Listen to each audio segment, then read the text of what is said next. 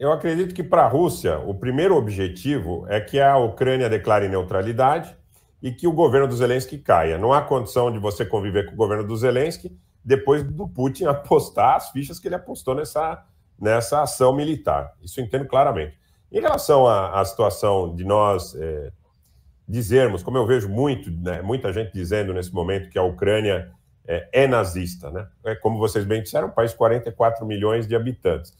Se bem é verdade que em todos os lugares você pode ter grupos com essas características que trabalhem de maneira a exaltar ideologias absolutamente repugnantes, eu tenho muita dificuldade nisso. Inclusive, é um dos tópicos que eu adoto no meu canal de discussão mais presente, utilizando esses exemplos, como a questão do conflito entre Rússia e Ucrânia, né? A divisão da sociedade sob a utilização de adjetivações a priorísticas, assim, dizendo, são os nazistas contra os comunistas, são os bons contra os maus. Eu tenho uma certa dificuldade em acreditar nisso, até porque eu acredito que toda a sociedade ela tem múltiplas visões a respeito de um fato. Por outro lado, é impossível negar que o governo do Zelensky é apoiado por lobbies a partir da City Londrina, a partir de Nova York, a partir de Washington, que são muito pouco afeitos à pluralidade, à democracia real. Muitas vezes são afeitos à democracia, dita democracia liberal, que prega por dois ultraliberalismos. O ultraliberalismo na economia e o ultraliberalismo nos costumes. Essa é uma situação que me parece bastante consolidada. Por exemplo, se nós olharmos, eu sei que não é o tema da nossa conversa, mas se nós olharmos para certas decisões monocráticas do Supremo Tribunal Federal, que falam a respeito de um ultraliberalismo nos costumes e falam sobre ultraliberalismo na economia, como, por exemplo, em situações de privatizações, em situações de independência do Banco Central. Geralmente o Supremo, ou em decisões colegiadas, ou, primeiro, naturalmente, algumas delas são monocráticas, né? Tem se colocado dessa maneira. O grupo que apoia o Zelensky é muito parecido com o grupo que apoia algumas organizações não governamentais que agem pelo mundo todo, atacando as estruturas dos Estados nacionais. E são pouco afeitos à democracia e à pluralidade, tá? Esse é um ponto. Eu acho que todos nós vamos ganhar com o mundo multipolar, mas isso na questão interestatal. Mas ainda não é suficiente, porque nós precisamos, a esquerda muitas vezes define como imperialismo, neoliberalismo, setores mais à direita definem como globalismo, entender que existem alguns setores que se albergam dentro dos Estados nacionais e que usam esses Estados nacionais para os seus interesses pessoais. O Zelensky representa muito isso. O Zelensky representa muito um governo que um governo que atua, ou atuou até aqui, em favor dos oligopólios. Claro que hoje ele pode estar capitalizando toda a simpatia dos ucranianos étnicos, porque o país está recebendo um ataque militar. Também não acredito nessa tese que os ucranianos, que não sejam russos étnicos, estejam recebendo os russos com flores. Porque senão, de novo, é o recado que os Estados Unidos davam em Bagdá, que os iraquianos iriam recebê-los com flores. Não é bem assim.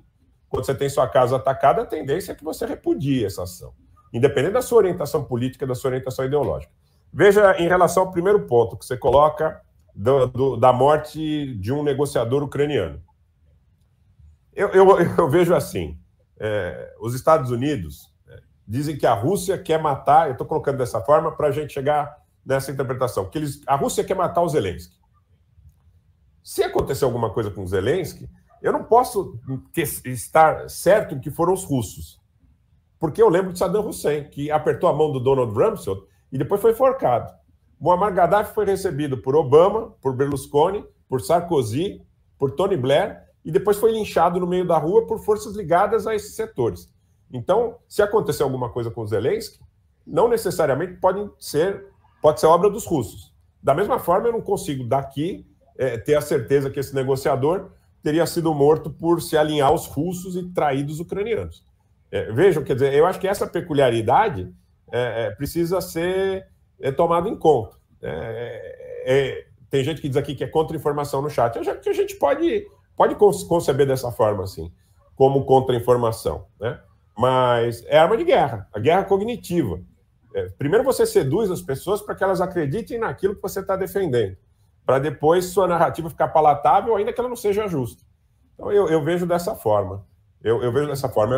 É uma situação muito complicada mesmo. Até porque veio uma confirmação dos russos, né?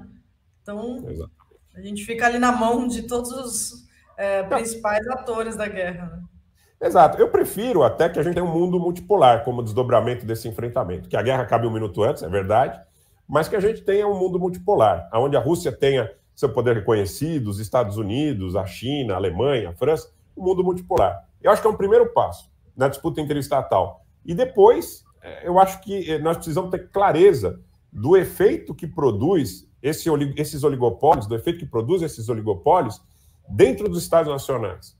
Foram esses oligopólios que foram responsáveis pelas primaveras. Não necessariamente o Estado profundo dos Estados Unidos, que não é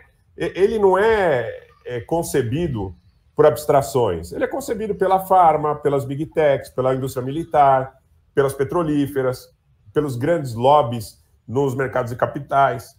Esse é o deep state, né? Então, esse pessoal que tem interferido historicamente nas estruturas dos Estados nacionais. Eu acho que vale essa reflexão. Um mundo multipolar em relação ao aspecto interestatal. E o outro, a questão de nós olharmos para saber quem dentro dos Estados nacionais tem provocado todo esse tipo de perturbação.